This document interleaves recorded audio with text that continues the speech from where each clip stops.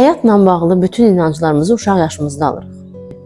Əgər içinizdəki uşağın kişilərlə bağlı, kişi təhlükədir, kişi güvənilməzdir, kişi xəyanət edəndir, kişi incidəndir, kişi sevməz, bu kimi inancları varsa və siz də bu inancı olan uşaqla əl-ələ tutub həyat yolunda gedirsiniz və sizi bu uşaq yönləndirir.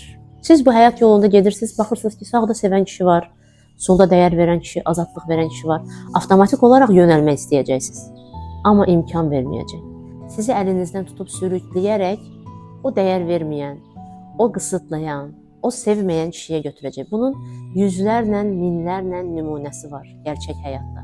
Nə zaman ki siz fərqində olacaqsınız, o zaman deyəcəksiniz ki, bir dəqiqə, bax, sevən kişi də var, dəyər verən kişi də var, azadlıq verən kişi də var. O uşağı buna inandırdıqdan sonra həyatınıza bu cür insanlar çəkə bilərsiniz. Əks təqdirdə mümkün deyil.